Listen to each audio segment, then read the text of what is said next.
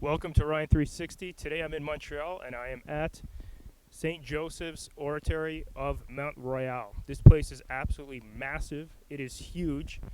I drove up here and I highly recommend doing that because the walk would be exhausting. The building behind me is Canada's largest church and it gets about 2 million visitors a year.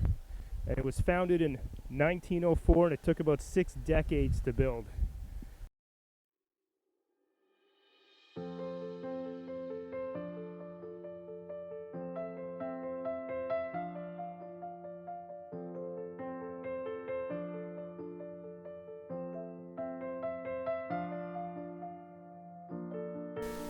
This is the main entrance of the church. It's very nice, although a little dim. It belies what's through that fantastic sculpted glass door and into the church's main hall/atrium.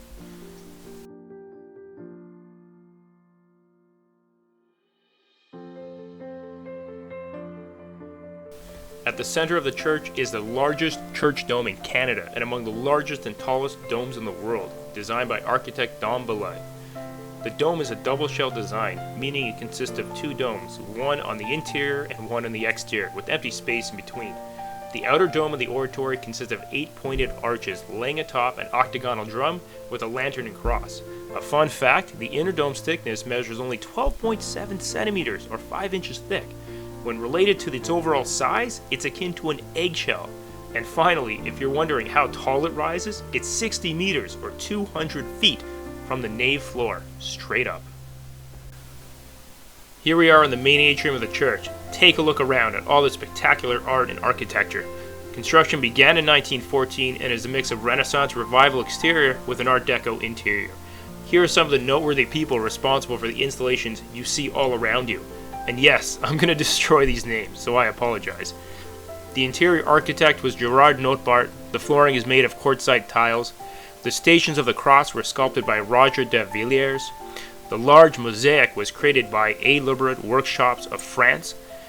The bronze grillwork was designed by Robert Prevost and fashioned by Jean-Claude Lajoigny. The 10 stained glass windows of the nave are the work of Maurice Plamondon.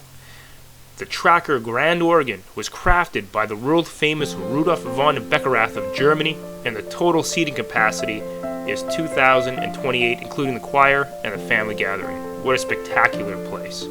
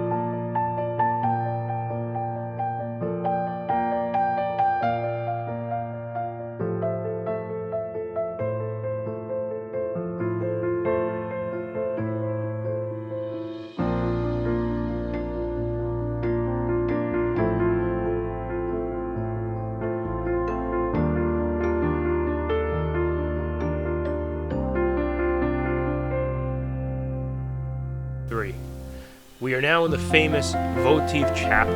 It's between the crypt church and the rock of Mount Royal. It was constructed to link the interior of the crypt church to the upper floors and provides a space for the tomb of Brother Andre. The central lampstand in front of the statue of Saint Joseph before you holds 3,500 candles, and the chapel as a whole contains up to 10,000. Canadian sculptor Joseph Guardo provided 8 bas-reliefs illustrating the attributes of Christian tradition in 1948. And here we are in the tomb of Saint Andre. It is sculpted in black marble. It rests in an alcove in the middle of the Votive Chapel.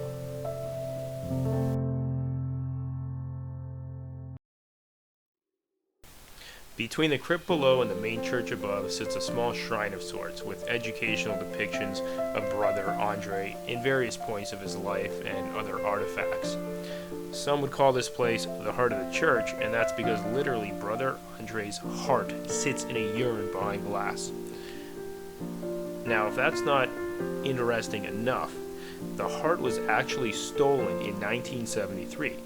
So the church literally had to call the police and explain that someone had taken their heart.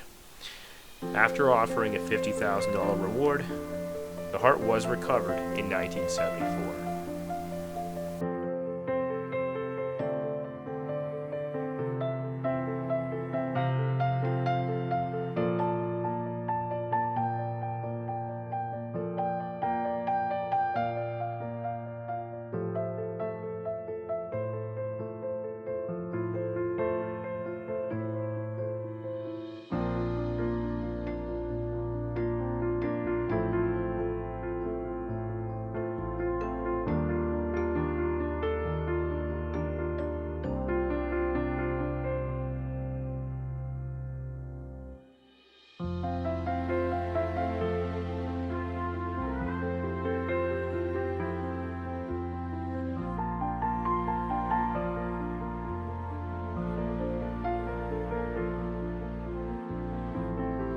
One of the best kept secrets at Saint Joseph's Oratory is the exposed rock room area. It's just off of the lower church area and crypt.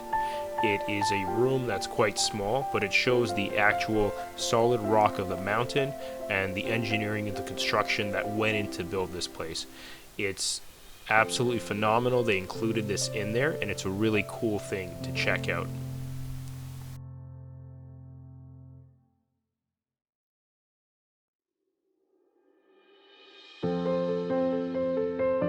Here we are at the first chapel, built in 1904 by Brother of Bundas, a colleague of Brother Andre. I can't pronounce his name. The structure is small, about 4.5 by 5.5 meters, and it's aptly called an oratory, which is a small wayside shrine.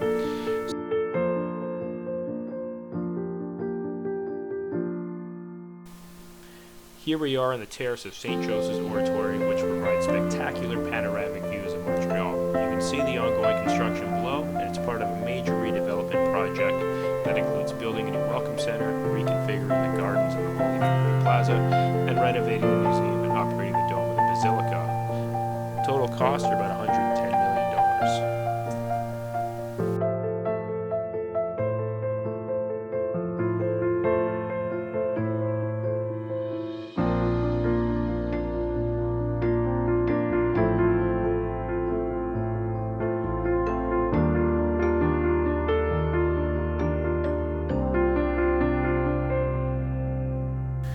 Thank you for joining me, Ryan360. This church has been incredible.